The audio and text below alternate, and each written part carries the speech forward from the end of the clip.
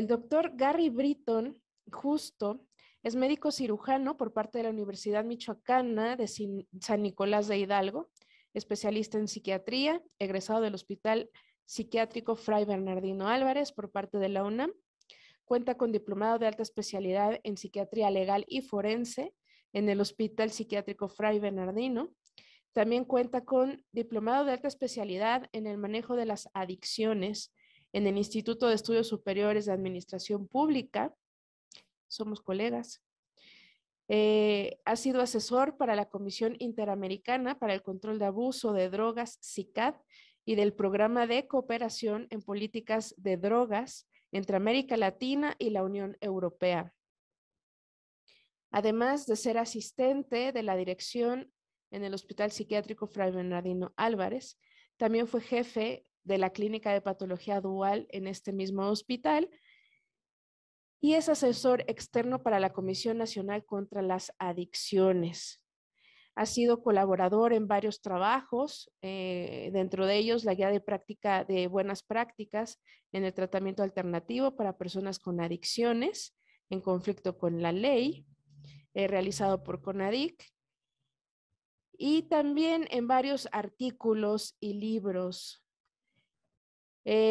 Actualmente labora en la práctica clínica privada como asistente de la dirección y médico psiquiatra en la unidad médica ubicada en el Reclusorio Preventivo Varonil Sur y es coordinador de peritos en el Hospital Psiquiátrico Fray Bernardino Álvarez. Un currículum bastante extenso, doctor Gary. Y bueno, pues también es miembro de la Academia Mexicana de Patología Dual como consultor en el área forense y psiquiátrica. Bienvenido, doctor. Le tiene acceso ya para compartir su pantalla, si gusta compartirnos Gracias. la presentación. Gracias.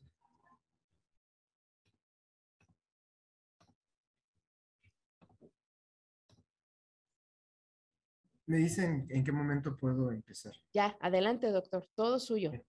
Muchísimas gracias. Pues buenas tardes de nuevo. Vamos a comenzar entonces hablando acerca del consumo de tabaco y patología dual. Bien, voy a hablar un poquito de la planta de tabaco. Esta es una planta solanácea, se llama Nicotiana tabacum. Se comenta en la historia que cuando Cristóbal Colón llegó a América, al Caribe, encontró a los indígenas de esa región fumando el tabaco en unas pipas de caña, a la cual le llamaban tobago, de ahí su nombre de tabaco. Es un producto agrícola no comestible, en el cual curiosamente solamente se usan las hojas. Se usan de ahí los productos de tabaco, como son el tabaco para masticar, habanos, puros, cigarros, etcétera. En el México tenemos mucha producción de tabaco. Está en Nayarit, produce mucho tabaco, Nuevo León, Tamaulipas, y Sinaloa. Eso se debe también a las características de las zonas que lo hacen pues fructífero. En cuanto a las estadísticas, el consumo de tabaco es responsable de aproximadamente 6 millones de muertes anuales. Mata hasta la mitad de las personas que la consumen. Cada año más de 8 millones de personas fallecen a causa del tabaco. Más de 7 millones de estas defunciones se deben al consumo directo de tabaco y alrededor de 1.2 millones son consecuencia de la exposición de no fumadores al humo ajeno. Recordemos que el tabaco no nada más lo perjudica a la gente que lo está fumando, sino también el fumador pasivo, que es el que está al lado y percibe el humo, pero también se queda en la ropa, en la tela, en los muebles. También eso es humo perjudicial. Más del 80% de los 1.300 millones de consumidores de tabaco que hay en el mundo viven en países de ingresos medianos o bajos. Aquí en México aproximadamente 50,000 personas mueren al año por el consumo de tabaco, es decir, más o menos como 141 personas por día. Bien, esas son fotos pues fáciles de conseguir en la red, pero ayudan mucho para darse una idea de todo lo tóxico que tiene el tabaco.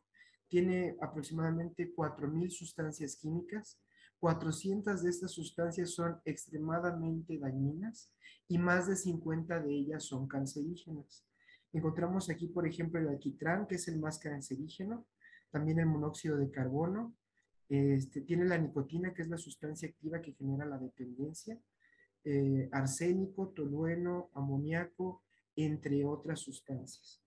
El tabaco se absorbe rapidísimo. Al momento de fumarse, actúa luego sobre los receptores de dopamina del cerebro, actúa en los receptores colinérgicos de nicotina y entra a la sangre a través de los pulmones y alcanza el sistema nervioso en solo 7 segundos.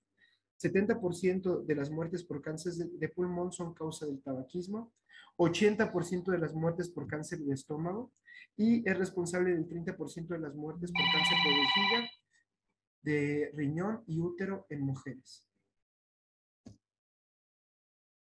Ahora, la patología dual. Esa se define como la coexistencia en un mismo paciente de un trastorno por consumo de sustancias junto con otro trastorno psiquiátrico.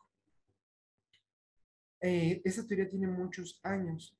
Anteriormente se pensaba que solo el 30% de las personas que consumían tabaco o alguna otra sustancia con patrón perjudicial o de dependencia tenían otra comorbilidad psiquiátrica. Después que el 50%, posteriormente se decía que entre el 60 al 80% de las personas con trastornos por consumo de sustancias presentan un diagnóstico psiquiátrico adicional, ya sea como precipitador del trastorno por consumo de sustancias o como consecuencia de este. A la fecha se ha ido aumentando la estadística y hay gente como yo en lo personal que consideramos que una persona que tiene realmente un trastorno por consumo de sustancias como tal, siempre tiene aunado otro trastorno psiquiátrico. En lo personal, en mi práctica clínica, no he encontrado una sola persona que tenga un trastorno por consumo de sustancias y que no le encuentre otra patología psiquiátrica, por lo menos un trastorno de personalidad, por dar un ejemplo.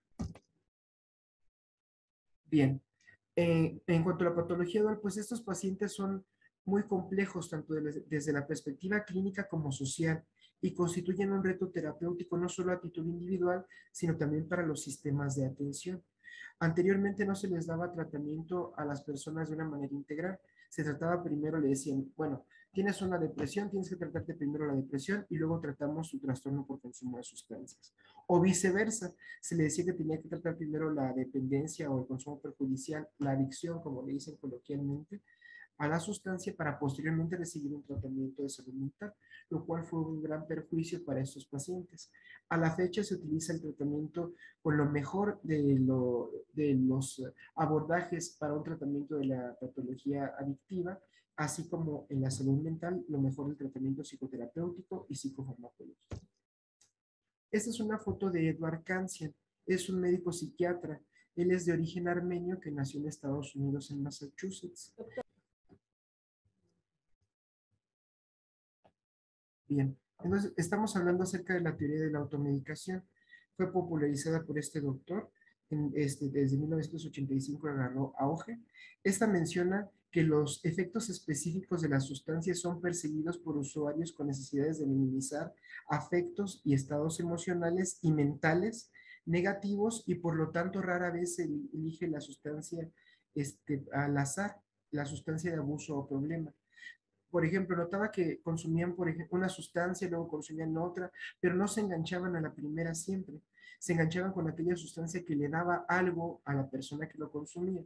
Por ejemplo, una persona tímida, ansiosa, evitativa, al momento de ingerir unas copas de alcohol, se desinhibe, se relaja y puede incluso convertirse en el alma de la fiesta. Entonces ahí es donde actúa esta teoría de la automedicación. Se busca un síntoma específico. Alguna persona, por ejemplo, con un trastorno por déficit de atención con hiperactividad, está distraído, es hiperactivo, no se enfoca, consume cocaína e identifica que se logra enfocar, que disminuye la hiperactividad.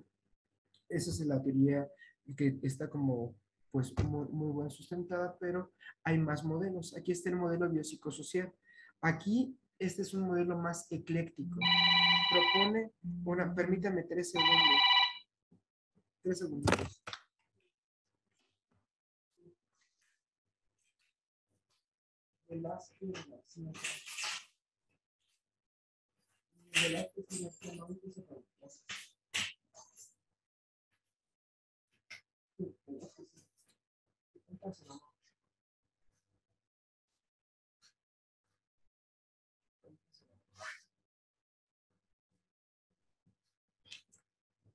Pero me salió una emergencia, les digo. De todos modos, continuamos.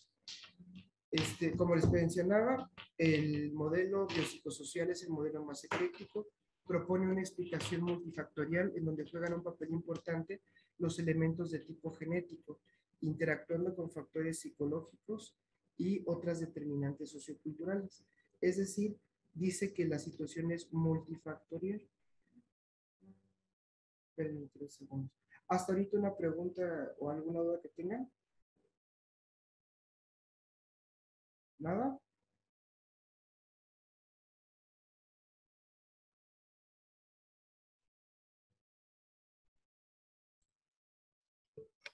Si no, las preguntas serían hasta el final. Puedes continuar. Ok.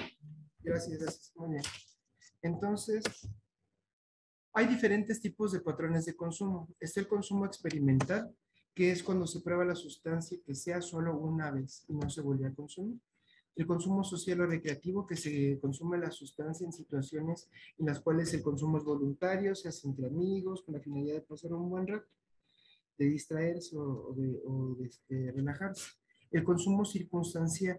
Aquí en este consumo, la sustancia se llega a administrar con la finalidad de satisfacer una situación específica. Por ejemplo, una persona que tiene que estudiar mucho tiempo, que se tiene que desvelar, consume metilfenidato, modiodar o alguna sustancia estimulante o café para no dormir y poder estudiar o enfocarse más. Y el consumo compulsivo, que es cuando se empieza a perder un poco el control en cuanto al consumo. Aquí entra el consumo perjudicial y la dependencia. Ahora, en cuanto a los criterios, van a hablar de un tema específico de los diagnósticos de consumo de tabaco, así que nada más voy a mencionarlo, el del DSM-5, para que quede claro cuándo hay un trastorno por consumo de tabaco y compararlo con los otros trastornos psiquiátricos. Entonces, el criterio A del DSM-5 dice, hay un modelo problemático de consumo de tabaco que provoca un deterioro material o malestar clínicamente significativo y que se manifiesta al menos por 2 de los hechos siguientes en un plazo de 12 meses. Se consume tabaco con frecuencia en cantidades superiores o durante un tiempo más prolongado del previsto. Existe un deseo persistente o esfuerzos fracasados de abandonar o controlar el consumo de tabaco. Se invierte mucho tiempo en las actividades necesarias para conseguir tabaco o consumirlo. Hay ansias o un poderoso deseo o necesidad de consumir tabaco. Este es conocido como el craving, la apetencia por consumir. Hay un consumo recurrente del tabaco que llega al incumplimiento de los deberes fundamentales en el trabajo, la escuela, el hogar, por ejemplo, interferencia con el trabajo. El consumo continuado de tabaco a pesar de sufrir problemas, continúa el consumo de tabaco a pesar de sufrir problemas sociales, interpersonales, persistentes o recurrentes, provocados o exacerbados por los efectos del tabaco. Por ejemplo, discusiones con otros sobre el consumo de tabaco.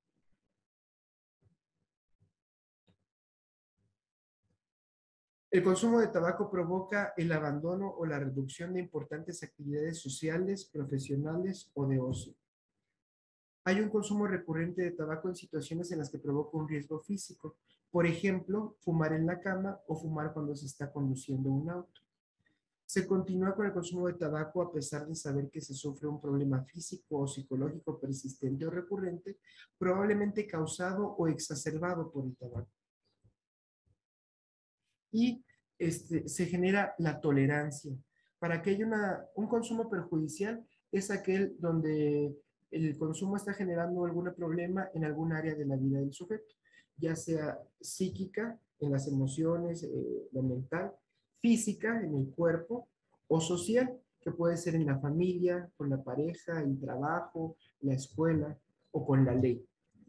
Entonces, para que ese es un consumo perjudicial, hay un problema en cualquiera de esas áreas. Y en la dependencia, aparte de tener esa característica, se presentan la tolerancia, la apetencia, que dijimos que es el craving, y la abstinencia. Ahora, en cuanto a la tolerancia, se define en el DSM-5 por alguno de los siguientes hechos. Una necesidad de consumir cantidades cada vez mayores de tabaco para conseguir el efecto deseado. Un efecto notablemente reducido tras el consumo continuado de la misma cantidad de tabaco. Y la abstinencia, que se manifiesta por alguno de los siguientes hechos. La presencia del síndrome característico de abstinencia del tabaco, que ahorita lo vamos a ver, y se consume tabaco o alguna sustancia similar como la nicotina para aliviar o evitar los síntomas de abstinencia. La abstinencia se caracteriza porque hay hubo un consumo diario de tabaco, por lo menos durante varias semanas. Hay un cese brusco o reducción de la cantidad de tabaco consumido, seguido de las 24 horas siguientes por 4 o más de los signos o síntomas siguientes. 1. Irritabilidad, frustración o rabia. 2. Ansiedad. Luego también hay dificultad para concentrarse, aumento del apetito, intranquilidad, estado de ánimo deprimido e insomnio. El criterio C menciona: los signos y los síntomas del criterio B provocan un malestar clínicamente significativo o deterioro en lo social, laboral u otras áreas importantes del funcionamiento. Los signos o síntomas no se pueden atribuir a ninguna otra afectación médica y no se explican mejor por otro trastorno mental, incluidas una intoxicación o abstinencia de otra sustancia. Y hay otro criterio que se menciona, que hay trastornos del sueño inducidos por tabaco, y esta categoría aplica a presentaciones en las que predominan los síntomas característicos de un trastorno relacionado con el consumo de tabaco que causan malestar clínicamente significativo o deterioro en lo social, laboral u en otras áreas importantes del funcionamiento, pero que no cumplen con todos los criterios de un trastorno específico relacionado con estimulantes o con otras sustancias. Bien, el DSM-5 también clasifica la dependencia o el trastorno en leve, moderado o grave. El leve es cuando hay 1 o 2 síntomas. El moderado es cuando hay de 4 a 5 y el grave es de 6 o más. Entonces, leve es de 2 a 3 síntomas, moderado es de 4 a 5 y grave es de 6 o más. Ahora, hablamos de las comorbilidades, lo que es la patología dual como tal. Voy a mencionar las más frecuentes, ya que existen muchísimos trastornos psiquiátricos o neuropsiquiátricos con los cuales se puede combinar el consumo de tabaco. Entonces vamos a hablar de los más frecuentes. En la depresión, por ejemplo, un cuadro depresivo se caracteriza, si es una sola vez, se le denomina episodio depresivo. Puede ser leve, moderado o grave. Si ha tenido varios cuadros depresivos, se le denomina trastorno depresivo recurrente, el cual también puede ser leve, moderado o grave, e incluso se puede acompañar de síntomas psicóticos en el grave o no. Hay tristeza, anedonia, es decir, incapacidad para sentir placer o pérdida de placer por aquellas actividades o situaciones que antes lo generaban. Puede haber dificultad para concentrarse, hay descuido en la higiene, en el aliño, hay disminución de las ganas de hacer las cosas, no hay voluntad para hacerlas, ni energía para hacerlas. Puede haber trastornos del sueño, que la persona esté insomne, que no duerma, que tenga demasiado sueño, que esté somnolienta con hipersomnio. Puede haber también alteraciones en el apetito y pérdida de peso. Puede haber ideas de muerte, que es cuando la persona dice me quiero morir. Ideas suicidas, que es me quiero matar. Y las ideas suicidas pueden ser estructuradas o no estructuradas. Las no estructuradas son, por ejemplo, me quiero matar como con una pistola. ¿Tienes pistola? No, pues no tengo. O me quiero matar como, todavía no decido cómo. Y una estructurada es aquella que te dice, no, pues sí me quiero matar, compré un boleto del metro y mañana me voy a ir a aventar ahí en la línea sur. Esa es una idea estructurada. Nunca se deben de pasar por alto. Es frecuente que se consume el tabaco ya que actúa en dopamina y también actúa en serotonina. Entonces genera relajación, genera placer y ver endorfinas, por lo cual pues al agotar en dopamina da mucho placer, hace que se sienta rico.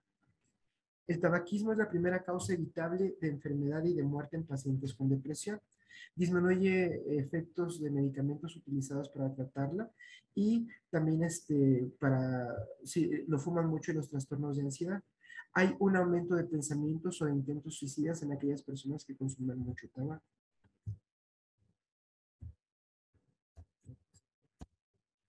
Bien. También se presentan otros trastornos. Ahorita creo que se me trabó la computadora, pero ahorita todo pasó. Por ejemplo, también se presentan los trastornos de ansiedad. Aquí en la ansiedad generalizada, por ejemplo, en la esquizofrenia, vamos primero con la esquizofrenia. En la esquizofrenia, este es un trastorno psicótico. La causa de la esquizofrenia se desconoce. No se sabe qué la genera, pero se presenta en el 1% de la población. Aquí es el trastorno psicótico como más patognomónico o en antonomasia, por así decirlo. Es muy descriptivo, por eso lo elegí, además de que es pues, relativamente frecuente. El 70 al 85% de las personas que tienen esquizofrenia fuman. Muchos de ellos lo hacen porque al actuar en estos receptores colinérgicos de la nicotina, disminuyen los efectos extrapiramidales que llegan a tener los medicamentos antipsicóticos. También actúa el tabaco en la memoria, mejora un poco la concentración y la atención. Entonces, por eso es muy frecuente que lo consuman. ¿Qué características tiene una esquizofrenia? Bueno, la esquizofrenia tiene la característica de que hay presencia de ideas delirantes. Es decir, hay ideas que no son acordes a la realidad. Las más frecuentes son de persecución, de daño, de referencia, que lo siguen, que lo vigilan, y las de referencias que se le quedan viendo, que hablan de él o de ella, que murmuran cosas de ellos. También hay alteraciones primarias del pensamiento. Es lectura del pensamiento, sienten que le leen la mente o que ellos pueden leer la mente. Transmisión del pensamiento, que les llegan mensajes por la tele, por el radio, teléfono, específicamente para ellos o para ellas. Hay también inserción del pensamiento, es que sienten que le ponen pensamientos que no son de ellos en la cabeza. Robo del pensamiento, están pensando algo y le roban ese pensamiento, como que se lo quitan. Y control, como que alguien o una fuerza externa los controlara o los dominara. También hay alucinaciones auditivas, son las más frecuentes. Pueden ser de cualquier tipo, insultantes, es decir, peyorativas, o las que son peligrosas y que hay que tener mucho cuidado es cuando son imperativas, que las voces les dicen qué es lo que tienen que hacer. El consumo de tabaco es frecuentísimo en estos pacientes y es muy común que le revises las manos y las veas todas amarillas, así como quemadísimas, porque también tienen mucha tolerancia al dolor y fuman muchísimo, cantidades así industriales, por decir algo. Ahora, en cuanto al trastorno por déficit de atención con hiperactividad, también se le conoce como TDA o TDAH. Aquí tiene el tabaco un efecto atractivo a corto plazo, ya que la nicotina ayuda a la habilidad de concentrarse. Sí mejora un poco la atención, por eso fuman mucho. El TDA se caracteriza por presentarse desde la infancia, desde que son niños. Si no se recibe un tratamiento en la infancia, pues evoluciona hasta la edad adulta y es un factor predisponente para caer en el consumo de sustancias. Como son legales el tabaco y el alcohol, pues es frecuente que caigan en ellas. Y ahora que el cannabis es pues legal, pues también es muy frecuente que haya mucha comorbilidad con esta sustancia. El TDA, aquí son niños o personas impulsivas, no piensan las cosas antes de hacerlas, no pueden estarse quietos un solo ratito, es frecuente que los suspendan o los expulsen de la escuela, son traviesos, inquietos, parece que tuvieran un motor. Se presenta más frecuente en niños que en niñas. La estadística es de una niña por cada 3 niños. Les cuesta trabajo concentrarse, se distraen con mucha facilidad, son impulsivos y no pueden estarse en paz pues mucho tiempo. También no miden el peligro, no terminan las tareas, requieren de mucha supervisión y son como característicos algunos personajes como Daniel Travieso o Bart Simpson, son como unas buenas referencias para que identifiquen cuál es el TDA. Son los niños traviesos, pues maldosones o niños. Ahora, en cuanto al trastorno bipolar, ese es el trastorno psiquiátrico que más, pues, factores genéticos se ha identificado. Aquí el consumo es más intenso, tiene mayores riesgos de suicidio y comorbilidades somáticas y psiquiátricas. El trastorno por consumo de otras sustancias es frecuente y hay mayores dificultades para el abandono. Las personas con trastorno bipolar en varios estudios o en metaanálisis se ha demostrado que consumen muchísimo tabaco. También tiene un efecto como modulador afectivo. El trastorno bipolar se caracteriza por la presencia de la depresión que ya mencionamos en las diapositivas previas y la presencia de manía o hipomanía. La hipomanía es como un aumento en el ánimo, en la elevación del ánimo. Hay mayor locuacidad, hablan mucho. Debe estar presente así como un ánimo muy acelerado por lo menos 4 días y esta no requiere hospitalización. Hablan mucho así como merolicos. La manía, ahí es un grado más elevado de exaltación del estado de ánimo. Puede estar muy contento, eufórico, eufórica o irritable. Aquí debe de estar presente por lo menos 7 días este síntoma o menos si es que se requiere una hospitalización. Se caracteriza por tener ideas delirantes de grandeza, megalómanas. Gastan mucho dinero, creen que son millonarios o que tienen habilidades extraordinarias, poderes psíquicos, poderes de sanar, etc. También se caracteriza por fuga de ideas, tienen pensamientos muy acelerados, muy rápidos, verborrea, hablan muy rápido, como no pueden parar, parece que tuvieran una pila súper intensa porque no se cansan y no necesitan descansar aparentemente. Si el cuerpo sí lo necesita, pero la mente le hace creer al cuerpo que no, entonces también tiene una disminución en la necesidad de sueño. Pueden haber episodios depresivos, episodios maníacos, episodios mixtos y pueden estar acompañados o no de síntomas psicóticos que ya los mencionamos. Ideas delirantes es toda aquella idea que está fuera del marco de la realidad. Puede haber alucinaciones también auditivas o visuales. Recordamos que una alucinación es la percepción sin estímulo y una ilusión es la percepción distorsionada de un estímulo, lo cual puede ser en cualquiera de los órganos de los sentidos, oído, gusto, vista, etc. Lo que quería mencionarles es el trastorno de ansiedad generalizada. Aquí es muy frecuente también el consumo de tabaco porque les menciono, relaja un poquito, libera serotonina, libera dopamina, endorfinas, hasta algunos pues son opiáceos, entonces en pequeñas cantidades. Entonces sí deja muy tranquila a la gente. El trastorno de ansiedad generalizada, según el DSM-5, debe durar 6 meses mínimo que estén presentes los síntomas para diagnosticar. Es el más frecuente de los trastornos de ansiedad. Hay muchos más: obsesivo compulsivo, ansiedad sin especificación, mixto ansioso depresivo, etc. Pero nos vamos a enfocar en este que es el más frecuente. Puede estar con agorafobia, con miedo a salir a lugares donde haya un riesgo de no obtener ayuda, o sin ello. Se caracteriza por la presencia de ansiedad, inquietud, ganas de gritar, de salir corriendo, miedo a perder la cabeza o el control. Hay palpitaciones, o sea, latidos cardíacos que se siente uno cuando, ahorita por ejemplo, la mayoría de ustedes no siente que su corazón está latiendo, pero lo está haciendo. Puede haber disnea, dificultad para agarrar aire, mareo, náuseas, vómito, dolores en diferentes partes del cuerpo, se asocian mucho a las contracturas musculares, dolores en la cabeza, se le llama cefalea tensional, principalmente es en los temporales, como que apretara porque es una contractura muscular, o en los trapecios, que son los músculos al lado de la cintura del cuello. Tienen pensamientos catastróficos también, puede haber temblor distal, hiperhidrosis palmar, que sude las manos o sude todo el cuerpo, y que no se puedan estar en paz en mucho rato, dificultad para concentrarse, también ya lo había mencionado, y por eso consumen el tabaco. Hay complicaciones que también son médicas, no psiquiátricas ni adictológicas como tal. Recordamos que el consumo de tabaco es una causa para que se desarrolle enfisema pulmonar, enfermedad pulmonar obstructiva crónica, puede dar cáncer, puede dar también, favorecer la presencia de diabetes mellitus, hipertensión arterial, artritis reumatoide, entre otras patologías. Ahora voy a hablar muy breve del tratamiento, solo para que quede completa la presentación, ya que también van a tener una sesión específica de todo lo que es el tratamiento farmacológico de estos trastornos. Solo los voy a mencionar. El tipo de tratamiento en la patología dual en general, se utiliza el tratamiento secuencial, se utilizó históricamente, era común este tratamiento de los pacientes duales, era el tratado en un sistema de arreglo de tratamiento de salud mental o de adicciones y luego por el otro. O sea, primero trataban la salud mental y luego las adicciones, o al revés. El tratamiento secuencial es doble, pero no simultáneo ni integrado, por lo cual no es muy recomendable. El tratamiento paralelo, aquí el planteamiento terapéutico implica que el paciente acuda simultáneamente a programas o recursos de tratamiento de salud mental y adicciones. Sin embargo, la coordinación entre ambos tratamientos es variable y probablemente insuficiente. Tampoco es como lo ideal. El tratamiento integral es el idóneo.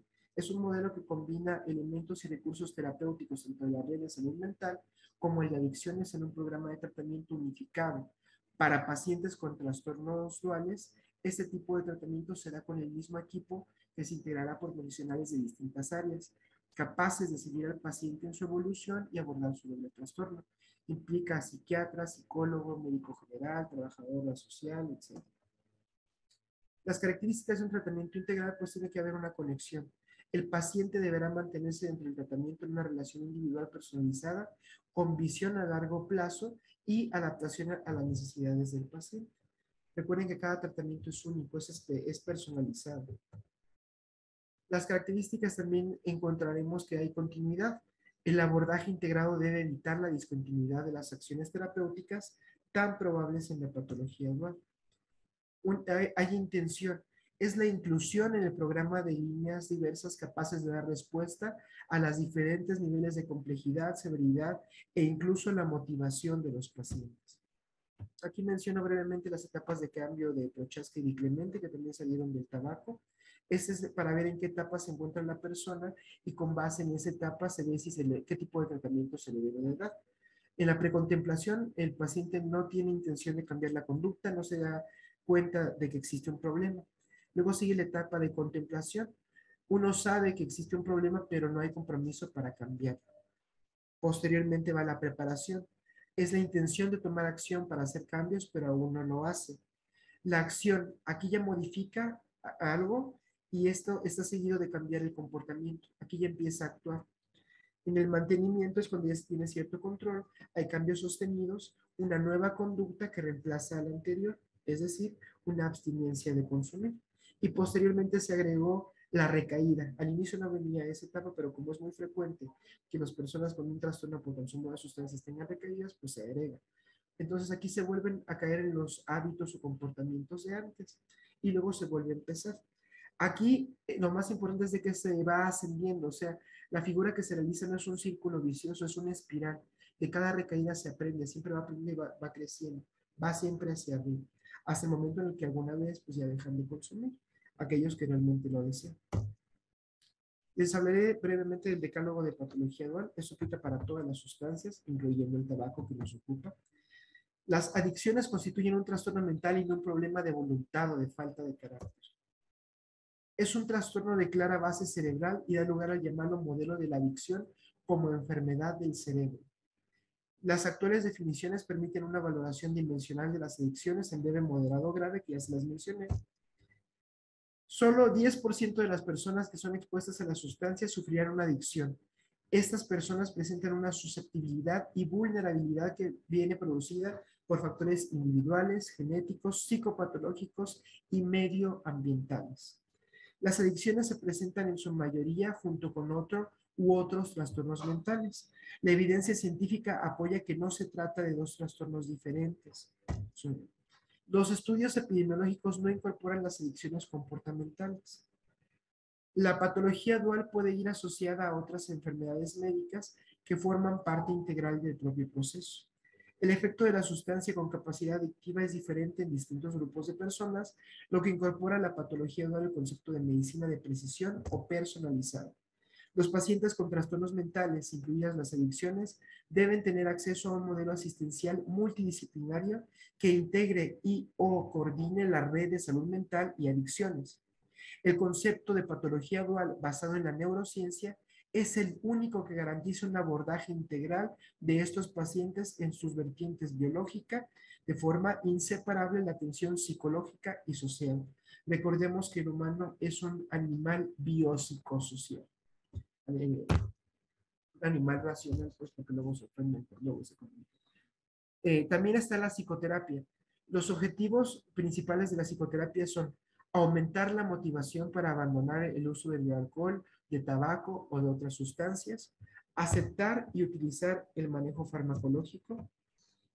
También sirve para brindar una guía para el uso de los fármacos y los efectos secundarios, mantener el periodo de abstinencia, proveer elementos relacionales que eviten una recaída prematura, ayuda a desarrollar habilidades sociales en su nuevo rol de no adicto o de no consumidor o consumidora, promover alternativas para resolver situaciones críticas, favorece la asertividad. Muy frecuentemente la persona consume para resolver alguna situación que le está generando estrés o que no sabe resolver, al también no saber afrontar o utilizar adecuadamente sus emociones.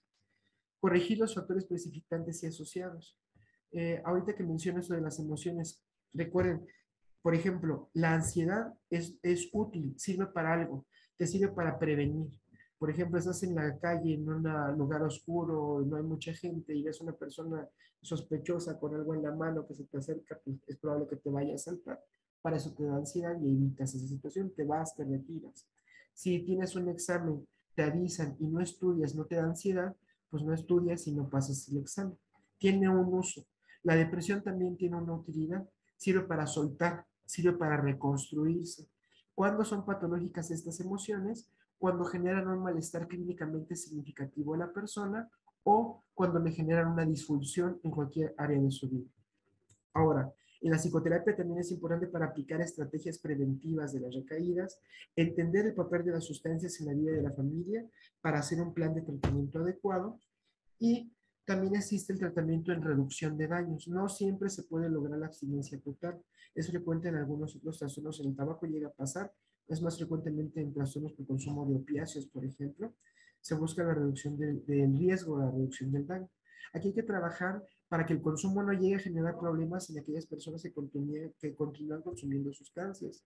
La reducción de riesgos o de daño reconoce la utilidad de la prevención y el tratamiento de las drogodependencias y de otro consumo de sustancias como el alcohol o el tabaco, y no trata de sustituirlas ni de quitarles valor, pero plantea que desde una perspectiva de salud pública, la abstinencia no siempre se logra, aunque sea este el objetivo final. Siempre la vamos a buscar. También dependiendo de la etapa de cambio que las mencioné, vamos a tratar de favorecer que el mismo paciente quiera cambiar a otra etapa. Si está en precontemplación, lo vamos a educar, le vamos a instruir para que él solito desee el cambio. Habitualmente cambian cuando ya tocaron fondo, cuando ya tuvieron una consecuencia que realmente les marcó o les lastimó. Esta diapositiva nos menciona de los mecanismos neurobiológicos comunes entre los trastornos depresivos y los trastornos por uso de sustancias. Como pueden ver, hay unas como cosas similares en el factor corticotrófico, en la serotonina, en el hipotálamo y en el extrahipotálamo, el sistema glutamatérgico, en la dopamina y la actividad de la monoaminoxidasa, también conocida como MAO. Hay efectos en regiones cerebrales primarias, por ejemplo, disminución en la actividad en circuitos frontal y límbico, disminución en la actividad del cingulado anterior, aumento en la actividad de la amígdala. Recordemos, la amígdala es la que prende, la que te avisa, la alarma que dice, quiero esa sustancia, dame. Hay disminución en los niveles de la monoaminoxidasa A y B en el cerebro de los fumadores. Hay interacciones clave, por ejemplo, hallazgos similares de neuroimagen en trastornos depresivos mayores y trastornos por uso de sustancias. Hay alteraciones comunes en la respuesta al estrés en depresión mayor y trastornos por uso de sustancias. Y la inhibición de la monoaminoxidasa relacionada con fumar contribuye al efecto antidepresivo de fumar en la depresión mayor.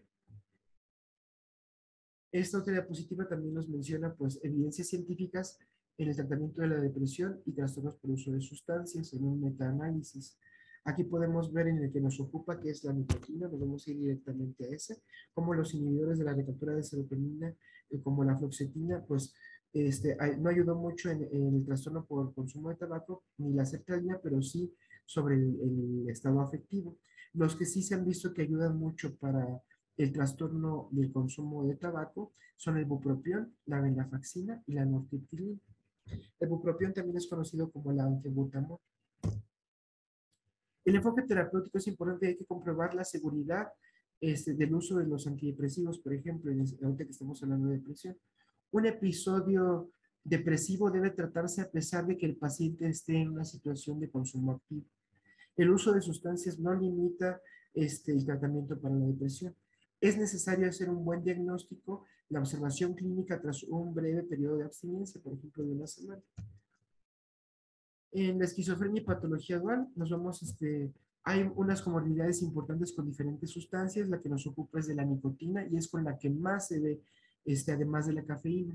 90% de las personas de este estudio salieron con una dependencia, por lo menos un consumo perjudicial a nicotina, y tenían esquizofrenia de tipo paranoide.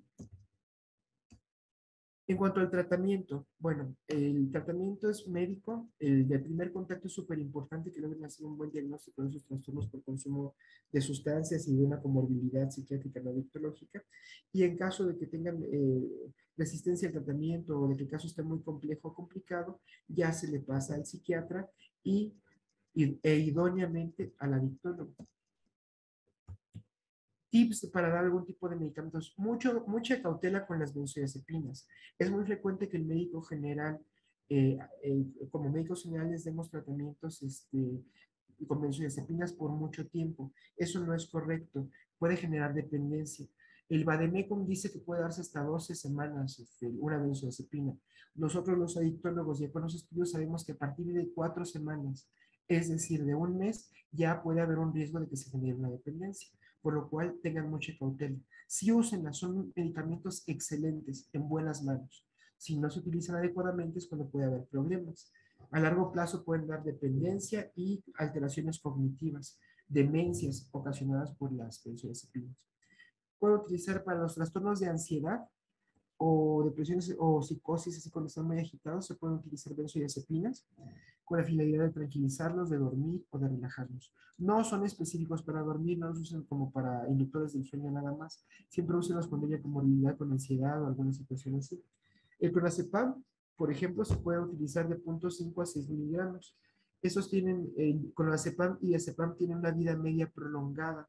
Si la persona tiene problemas de insomnio intermitente o que despierta muy temprano en las mañanas, puede utilizar este tipo de medicamentos. Duran en sí realmente hasta 5 días en la sangre.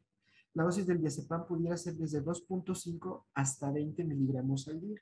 Hay vía oral, intramuscular o intravenosa en el diazepam, y el clonazepam puede ser en gotitas o tabletas. Las benzodiazepinas de vida media intermedia se pueden dar, son de 12 a 24 horas lo que duran. El lorazepam se puede usar mucho en comorbilidades, por ejemplo, con consumo de alcohol, ya que se brinca un paso hepático. La dosis puede ser desde 0.5 hasta 10 miligramos. Recordemos que actualmente ya no existe el consumo de una sola sustancia. Encontrar una persona que tenga dependencia solo a tabaco va a ser dificilísimo. Generalmente tienen comorbilidades por lo menos con alcohol o con otras sustancias. El alprazolam, también ahí se puede dar de dosis de 0.125 hasta 2 miligramos. El bromazepam, también de vida media intermedia, va de 3 hasta 9 miligramos al día y son vía oral. Hay de lorazepam intramusculares también, pero no siempre se puede disponer de él con facilidad. De vida media corta, estas duran menos de 6 horas. Es recomendable que se utilicen de esas, por ejemplo, en personas de la tercera edad. El tirazolam es uno muy recomendable, de 0.125 miligramos hasta 0.5 miligramos al día. El midazolam, que también se debe utilizar como ayuda en las anestesias, va de 7.5 hasta 15 miligramos. Ese no se lo recomiendo que lo utilicen de manera ambulatoria. Los antidepresivos hay de diferentes tipos. La amitriptilina y la imipramina son antidepresivos tricíclicos. La amitriptilina se puede dar desde 50 hasta 300 miligramos al día. Tienen un efecto importante también en dopamina. La imipramina se puede dar de 12.5 a 300 miligramos al día. En personas que tengan alguna incontinencia urinaria también les ayuda para ello. Luego siguen algunos inhibidores selectivos de la recaptura de serotonina, que son la fluoxetina, el citalopram, la paroxetina y la sertralina. Aquí, por ejemplo, la fluoxetina la pueden dar de 20 a 80 miligramos al día, el citalopram de 20 a 80 miligramos al día. Existe otro que es escitalopram, que es más nuevo, y también la dosis es hasta 80 miligramos al día, se puede dar. La paroxetina de 20 a 80 miligramos al día, en ese hay que tener cautela porque frecuentemente disminuye la apetencia sexual. La sertralina se puede dar desde 50 a 200 miligramos al día. Idóneamente empiecen con 25 porque es muy frecuente que este medicamento genere como rebote o que aumente los síntomas de ansiedad. Entonces mejor la dan dosis bajitas y en los ISRS es muy bueno que se acompañen de una benzodiazepina nada más durante las primeras semanas, no más del mes, al mes a lo mucho, en lo que empieza a hacer efecto el medicamento, ya que tardan de 2 a 3 semanas en hacer efecto los antidepresivos ISRS, como son la sertralina y estos. Y también está la anfebutamona, también conocido como bupropión. Es como el acetaminofén y paracetamol, es lo mismo, pues. La anfebutamona o bupropión, las dosis pueden ser de 150 a 300 miligramos al día. Este es un inhibidor selectivo de la recaptura de catecolaminas, como pueden ser la dopamina y la noradrenalina. En cuanto a los moduladores del estado de ánimo, eso se pueden usar en trastornos de personalidad, en personas que tienen trastorno bipolar o cuando también se tiene epilepsias, por ejemplo, son anticonvulsivantes. Pueden darse el valproato de magnesio de 600 a 1600 miligramos. Eso no tiene ninguna función, esto es para el tabaco, nada, es para la comorbilidad psiquiátrica. La carbamazepina se puede dar de 800 a 1200 miligramos. Este se recomienda usarlo poco porque también actúa en el citocromo P450. Entonces interactúa con casi todos los medicamentos y disminuye su eficacia, pero llega a ser útil cuando tienes otra cosa. La oscarbazepina de 300 a 1200 miligramos, el topiramato de 12.5 a 500 miligramos al día. Ese es muy útil para el alcohol y también es muy útil para cocaína y estimulantes anfetamínicos o metanfetamínicos. Ahora, en los cuadros psicóticos como la esquizofrenia o en algún otro trastorno psicótico, por ejemplo, trastorno psicótico secundario, el consumo de múltiples sustancias, trastorno que es muy común, podemos utilizar el haloperidol, que es el caballito de batalla, es el más estudiado. Es un medicamento ya de antaño, pero por tantos estudios que tiene sigue siendo de utilidad, de 2.5 hasta 30 miligramos al día. Aripiprazol pudiera ser también, ese ya es más nuevo, de 10 a 30 miligramos al día. Amisulpride de 50 a 800 miligramos al día. La risperidona de 1 a 6 miligramos al día. Hay literatura que menciona que hasta 9 miligramos le puedes dar. Y la olanzapina de 5 a 30 miligramos y la ketepida de 300 a 800 miligramos al día. Si se pone a revisar el aldol, les van a decir que hasta 100 miligramos se pueden utilizar. Se ha llegado a utilizar históricamente, pero más de 30 ya no tienen efectos. Ya los receptores están saturados y ya no tiene caso. ¿Qué otro tipo de intervenciones hay? Pues está la intervención psicoterapéutica personal, la grupal, los grupos de autoayuda, como narcóticos anónimos o alcohólicos anónimos o neuróticos anónimos, el counseling profesional bien estudiado, la consejería no profesional, hay que tener ahí como cierta cautela, y las comunidades terapéuticas, que hay diferentes y habrá que analizar cada una. Siempre deben de estar con un enfoque en el diagnóstico dual. Hay algunas situaciones donde dicen, no, pues que si tú consumes algún medicamento para mejorar, te estás siguiendo consumiendo y no te podemos aceptar. Eso no es correcto. Realmente hay una modificación, una neuroplasticidad, por lo que no se les debe de decir que no deben de tomar medicamentos a las personas con trastornos graves.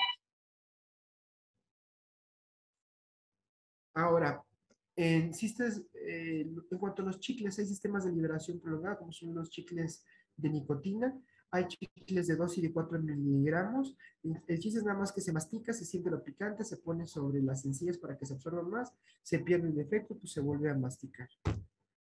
En cuanto a los parches, hay parches de 16 horas y de 24 horas.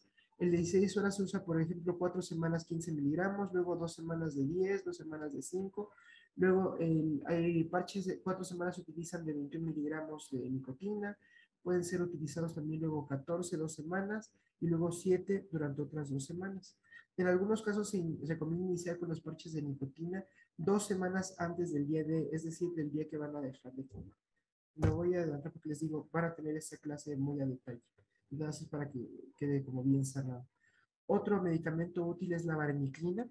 En el día 1, del 1 al 3, se recomienda que se utilicen de 0.5 miligramos una vez al día. La vareniclina es un antagonista parcial de los receptores de nicotina. Actúa en el alfa 4 beta 2. Entonces, es más selectivo, tiene mayor afinidad por el receptor, por lo que desplaza la nicotina y no prende el sistema mesolímbico. Entonces, así se ayuda para que no se fomente el hábito de no fumar. Del día 4 al 7 van a poder ser de 0.5 miligramos 2 veces al día. Del día 8 hasta el fin del tratamiento será 1 miligramo 2 veces al día. Si hay efectos adversos, se pueden bajar 0.5 miligramos cada 12 horas, temporal o permanentemente. En insuficiencia renal moderada o más efectos adversos, se puede dar 1 miligramo cada 24 horas. Y si hay una insuficiencia renal grave, 1 miligramo se da de cajón, 1 miligramo cada 24 horas. Los comprimidos deben tragarse enteros con agua, con o sin alimentos. ¿Cuánto tiempo? Pues son 12 semanas en pacientes respondedores y puede considerarse un tratamiento adicional de 12 semanas más a dosis de 1 miligramo 2 veces al día. Hay que tener cautela con ese medicamento, ya que se ha visto que favorece cuadros depresivos o cuadros psicóticos. En la gente que le llega a funcionar llega a ser muy útil, pero no a todos les queda. Algunos no lo toleran. El otro medicamento que está muy demostrada su eficacia, el antidepresivo, es el bupropión o anfebutamona que les mencioné previamente. En cuanto a las conclusiones del tratamiento de la patología dual en general, la prescripción farmacológica se relaciona directamente con la evaluación y diagnóstico del caso. El tipo de trastorno que se tenga tanto psiquiátrico como adictológico, van a potenciarse, a relacionarse de una manera total, por lo cual van a integrar mucho sobre el pronóstico. El establecimiento de un plan terapéutico orientado para el control de los cuadros sintomáticos de intoxicación y de abstinencia para la dependencia y dependencia por cualquier droga o por tabaco. El tratamiento de los trastornos psiquiátricos asociados y los programas de reducción del daño, de sustitución y de mantenimiento también son un cierto éxito. O sea, el chiste es como favorecer lo más posible el disminuir o suspender el consumo. Y pues con esa diapositiva termino. Muchas gracias por su atención. Si hay alguna pregunta, comentario, sugerencia, invitación a comer, porque creo que ya es hora, pues adelante con todo gusto. Estoy a sus órdenes. Pues muchísimas gracias por esta sesión. Saludos a todos los asistentes. Estamos aquí en compañía del doctor Javier Zambrano Ramos también, Marlene Espinosa, que también se encuentran en la Ciudad de México. Y doctor, tenemos varias preguntas. La primera es si la venlafaxina también sirve para la ansiedad en caso de abstinencia del cigarrillo. Claro que sí. Bueno, la parte importante aquí es hacer el diagnóstico. La venlafaxina sabemos que es un medicamento de acción dual. Esto quiere decir que reduce los síntomas de depresión y fundamentalmente la ansiedad. Entonces, aquí lo importante es qué es lo que vamos a tratar primero. La adicción a la sustancia o el cuadro premórbido o vamos, que sea la característica del padecimiento dual. Entonces, si predominan, que bueno, van a ir de la mano, si está dejando de fumar o está dejando de utilizar alguna sustancia, puede ayudarle. Pero también sabemos que le va a generar los primeros días algunas molestias, principalmente de náuseas y vértigo, pero puede ser indicada. Lo importante es una buena valoración médica previa y una importante, pues vamos, valoración de signos y síntomas y qué predomina, la adicción o los síntomas de ansiedad o de depresión, ¿no? O bien puede ser mixta. Entonces, es un buen tratamiento, pero como lo decía el doctor Garry, empezaríamos con 75 miligramos y la podemos subir a 150 hasta la reducción de los síntomas. Ok, sobre todo, ¿no, doctor? Lo más importante, el tratamiento integral para el paciente, porque pues no lo podemos ver aislado, ¿no? Como usted bien menciona. Claro que sí. También aquí hay otra pregunta, doctor. Aquí nos pregunta Cristian Rojas Muñoz desde Chile. ¿Qué opinión tenemos cuando una persona comienza un tratamiento de rehabilitación en un centro terapéutico, cambia el consumo de droga como marihuana por el consumo de tabaco? Lo menciono esto porque muchas personas consumen mucho tabaco en los centros terapéuticos. Saludos desde Chile. Igualmente un fuerte abrazo a los colegas de Chile. Vamos a ver que indiscutiblemente la gente tiende a usar los dos caminos. O usar algo más ligero que la marihuana para tratar de ir, pues vamos, bajando los efectos, o bien hacia arriba. En lugar de usar marihuana, pueden usar cocaína o algo mayor por la tolerancia y, vamos, dependencia física que ha desarrollado. Es muy común, pero en serio muy común, que empiecen a usar algo más ligero. Creen que el tabaco es menos nocivo. Yo creo que sí puede ser menos nocivo porque no produce alucinaciones o cuadros prepsicóticos que sabemos la marihuana puede desarrollar. E incluso la Asociación Psiquiátrica Mexicana presentó trabajos y estudios donde no estamos de acuerdo con el uso de la marihuana. ¿Por qué? Porque en personalidades premórbidas, esto es, que tengan todas las posibilidades de desarrollar esquizofrenia y usan marihuana o sustancias más pesadas o más fuertes, pueden empezar con los síntomas psicóticos propios de la esquizofrenia. Ahora, que si cambió la marihuana por tabaco, qué bueno. Indiscutiblemente vemos que el tabaco es, vamos, más noble en lo que se refiere a los efectos psicóticos. Aquí lo que tendremos que manejar después es la abstinencia al tabaco. Pero afortunadamente hoy en día ya tenemos algunos medicamentos. No puedo hablar bien de los parches porque les dio dermatitis. Los chicles luego generaron adicción a los chicles.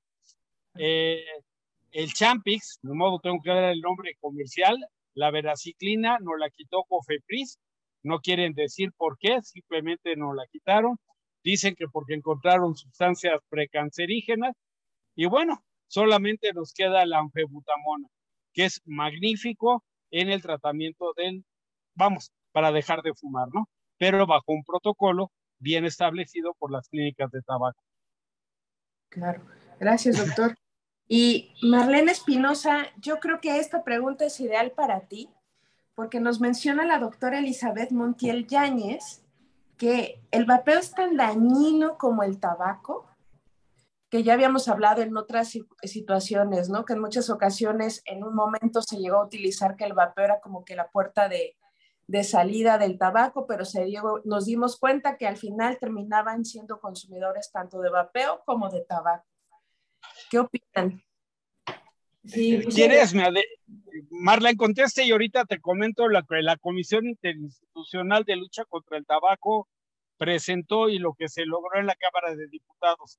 ¿Preséntanos tu parte o presento yo primero? Adelante, doctor, adelante y después yo ya comento.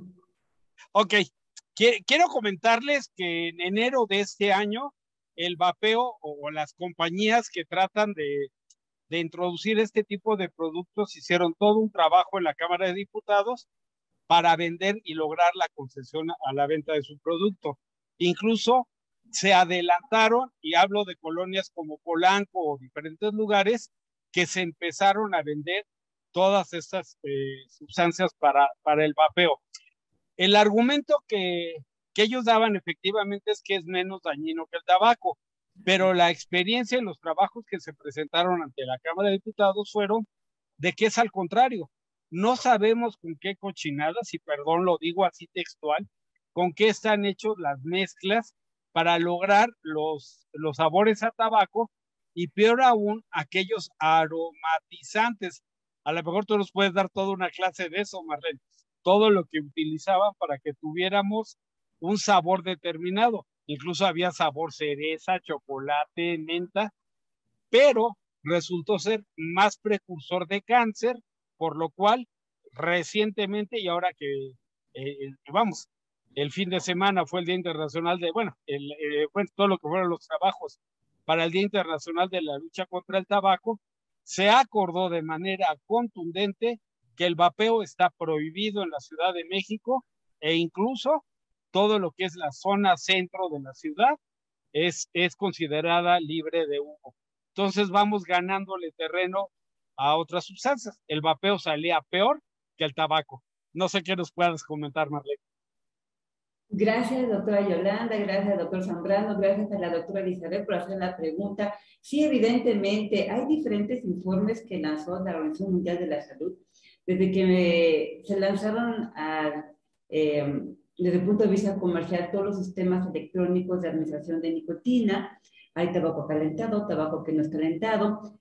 A final de cuentas, lo que dice la OMS desde 2014 es de que a pesar de que en ese momento había pocos estudios, ahora ya hay más estudios, pero ya desde entonces nos mencionaba de que en la actualidad no hay ningún producto de tabaco que sea seguro. Todos los productos de tabaco, cigarro convencional, pipas o las jucas, cigarrillo electrónico, puro, todos los productos de tabaco son dañinos para la salud. Actualmente ya contamos con diferentes estudios que demuestran justamente el prejuicio que hace a la salud el uso de este tipo de productos.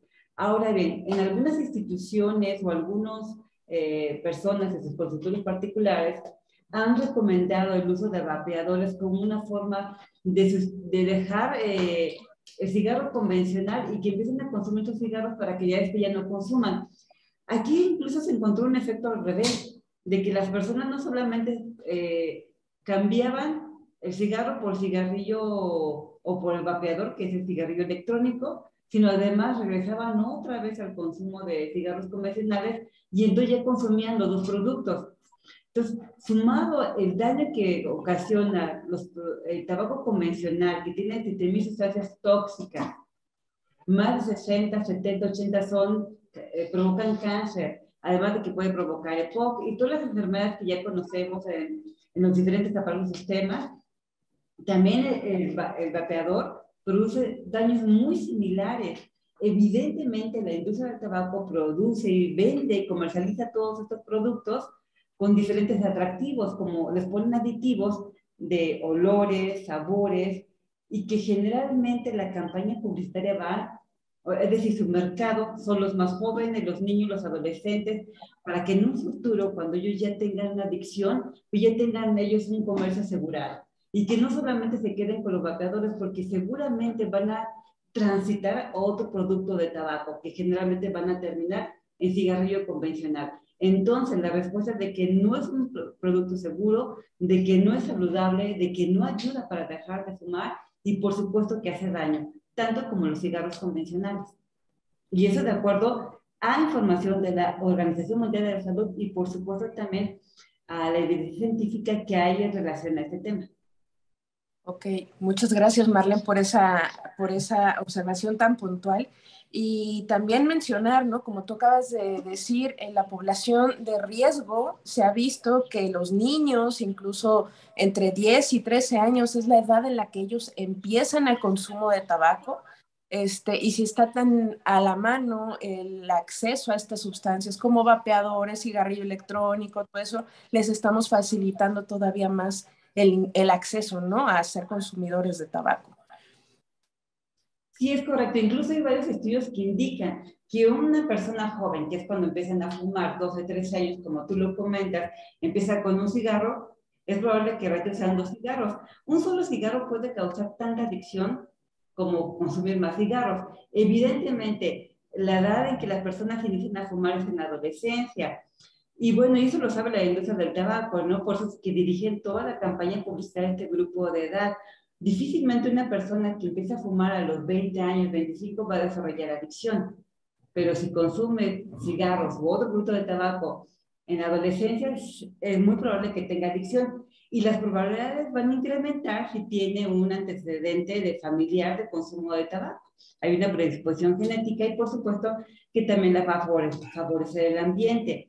Si los amigos consumen cigarros, si a lo mejor es un joven que se estresa, que tiene ansiedad, que tiene depresión, la patología dual, que ya nos hablaba el doctor Garry, si es un chico rebelde, que a lo mejor lo utilizó por rebeldía, por curiosidad, diferentes motivos que van a hacer que una persona a esa edad inicie con el consumo. No todos se enganchan, los que tienen más probabilidad de engancharse o de desarrollar adicción o dependencia son los que tienen esa predisposición genética y por supuesto algunas cuestiones personales. Si tienen patología dual, alguna, por ejemplo, ansiedad, depresión, trastorno de déficit de atención, con o sin hiperactividad, tienes más probabilidades de tener dependencia a corta edad. Claro, y luego hay un comentario aquí de uno de los asistentes que se rotula como médico PM. Él comenta que pues también están aceptando la marihuana a nivel gubernamental, sobre todo por estas políticas de querer legalizarla para el acceso lúdico, y que lo ponen casi como el tema de que pues también no causa algún tipo de problema o adicción. Entonces, cuando pues tanto los vapeadores como el tabaco y la marihuana pues son igual de dañinos y generan daño a la salud, ¿no?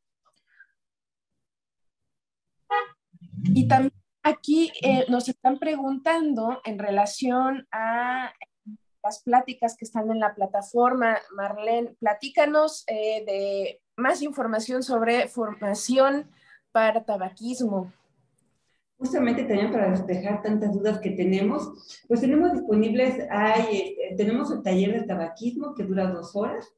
Si la gente ingresa a la plataforma, se inscribe con una cantidad de 1,500 pesos, puede tener acceso a todas las pláticas que se dan en los webinars y también al taller de tabaquismo de 2 horas, pero también tenemos un taller muy interesante que se realizó en el marco del Día Mundial sin Tabaco de este año. Dura 20 horas el curso. Está muy interesante porque nos hablan desde todo el panorama epidemiológico del consumo de tabaco a nivel mundial, a nivel de la región de las Américas y también por regiones.